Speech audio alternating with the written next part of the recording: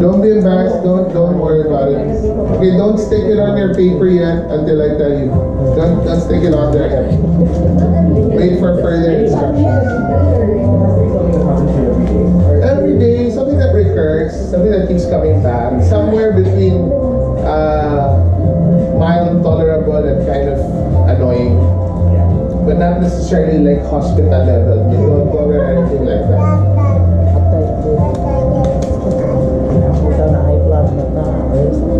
The more you write, the better. The more you get to identify, the better. I'll just say random words and you can write them down as yours if they're applicable. Stomach pain, stomach cramps, hypertension, headaches, allergies, cough and cold, migraines, cholera, no, cholera is a joke now.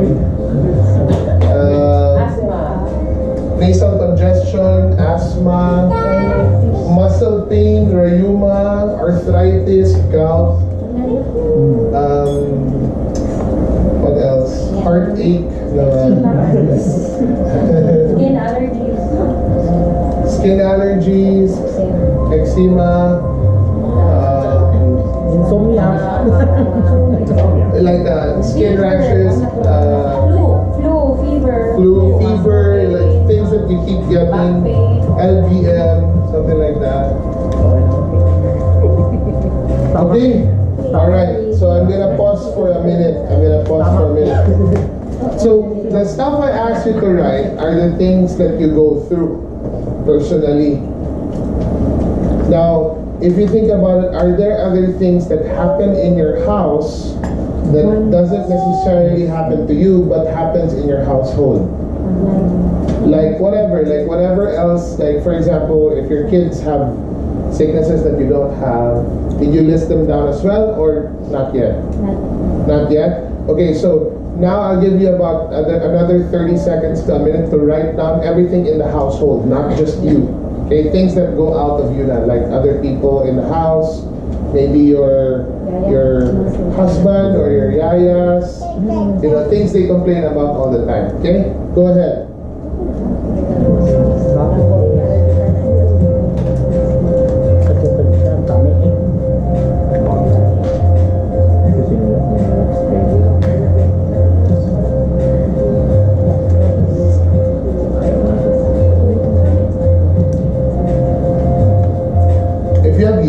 They have stuff they complain about also, and there's stuff that are also recurring from yayas. If you have husbands that play sports, they usually have different muscle pains and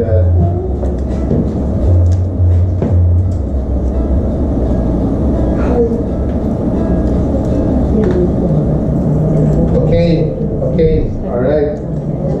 Sige, here's the next set of instructions. Can I borrow this? Okay, so your paper has 4, like if you hold it on landscape mode like this, horizontal, there's 4. So let's categorize this by head, stomach, body, everywhere, like body. And then this one, if you cannot identify it, just others, right? So this is just your random stuff, whatever it is. So these are your headers.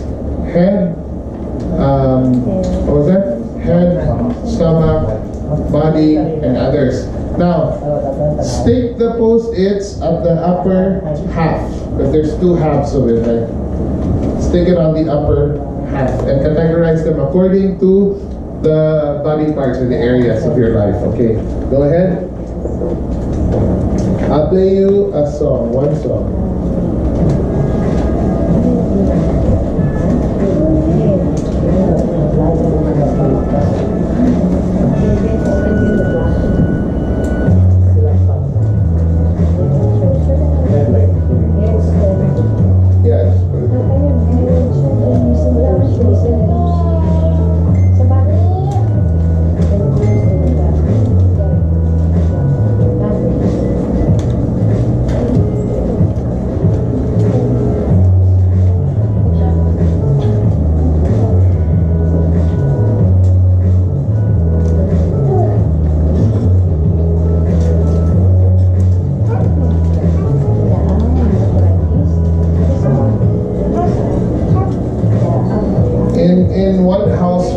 really a lot of issues that happen. More than you think. So when you start listing them down, you'll actually be amazed at how many things happen in a month or in a week.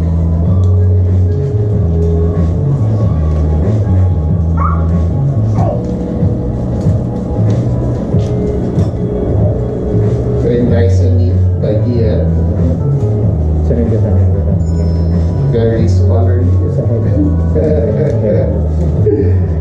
Okay, are we about done? Lloyd over there is being very particular with how he's taking his posters. It's very neat. Okay.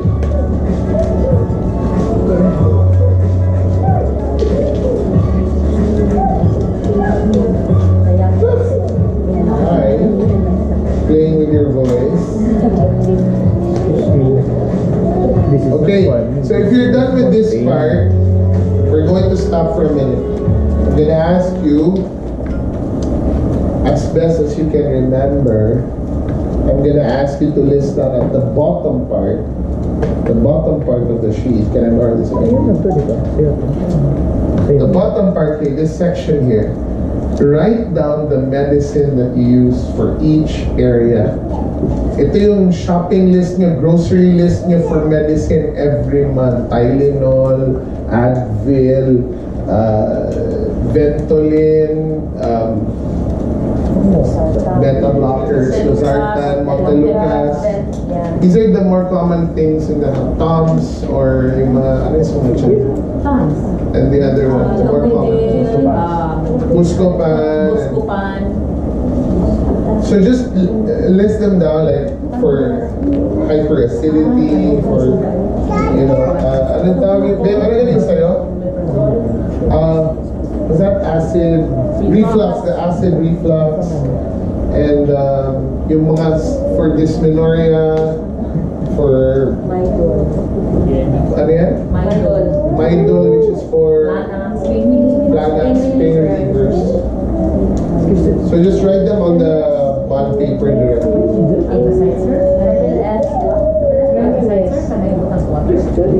Yeah.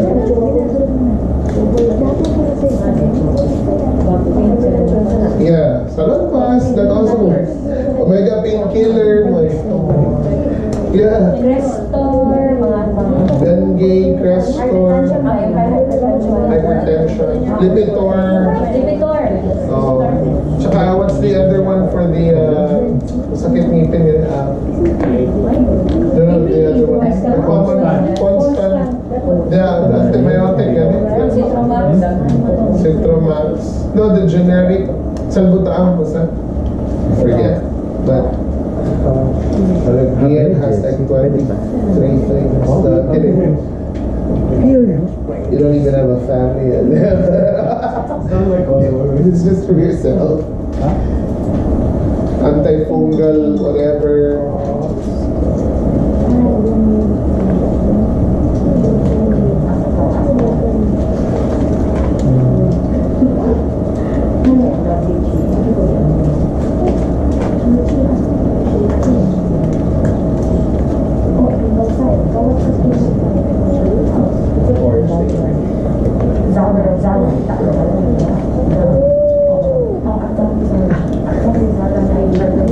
Okay, all right. So if we're done, here's what I'd like to ask you to do now. So the person right beside you, is now your partner. Just exchange with this person. Just talk to this person. Just share ano yung mga common na sakit and what are your common cures, the cures that you buy from the drugstore. Okay, so Gian, can you pair up with, what's your name again? Ma'am Josephine. Can you pair up with her? And then Lloyd, pair up with Ina. And then Ma'am, what's your? Ina and Lola. Yeah, because I'm gonna have Gian move over. Sila na lang mag-pair? Okay, ipa-pair mo sila. And then, what's your name, ma'am? Flor. Ma'am Flor, can you transfer here and then I'll have you just share with ma'am. Okay. With Ma'am Marsha, okay. Come over and we'll just have a little bit of a conversation. Then kayo, couple, I'll just, maybe Jay will just Anchim listen. and ano? Anchim and, what's her name? Dindin. Dindin. And so for the couple, Jay, can you team up with the couple, Jay? Okay. So that you can just listen to them what happens in their house all the time. I'll play a song so it's not awkward. Okay na. Sige pa. Alright, I'll give you about 5 to 10 minutes to just share with each other what your common ailments are in the house. Here, Gay, you can bring a chair. Alright, okay. Hindi ko alam yung sa LB. I'll play the music and you can start talking. Go! Parang ang dami talaga bloodlines.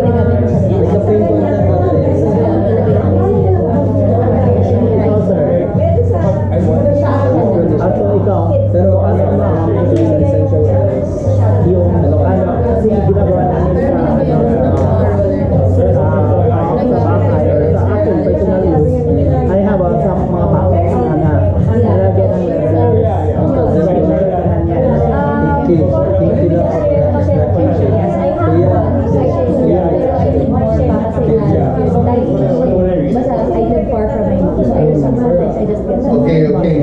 Additional instruction. Talk to your partner and agree what you're comfortable to share to the whole group. Okay? Just one. One for the both of you. Okay?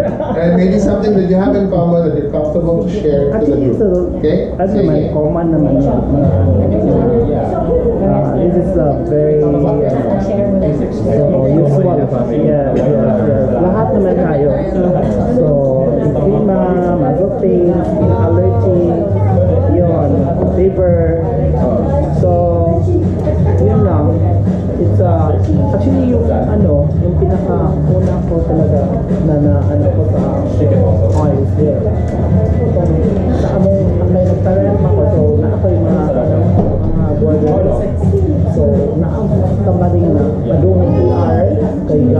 puti.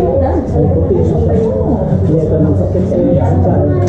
So, gabi siya, ano na siya, kaya kung ano na siya emergency room. Tapos napakabili sa amukhang sala. So, ako siya, gipag-take diet ko si Joyce. Sa one of the oils na for the stomach ache. Very effective. It just so water. Ako as glass. As glass yung imig. Ilang drop? One drop. Pinakita ko sa kanya. Pinakita ko sa kanya para kita niya na at least ba anong nilagay siya. Inom ko dahil madali na din. Kaya na limahin ang bahay. Siguro sobrang ano ba ginano niya lang isunod niya ako ba after 2 minutes worship ka na Yes.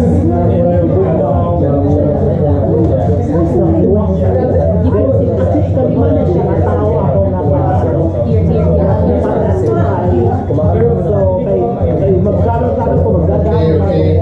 Let's start wrapping up. Okay, let's start wrapping up. Alright. Okay. So I realized that when you hit 30, for the younger audience here, might be a new experience talking about sakit-sakit. But when you're 30, the moment you hit 30,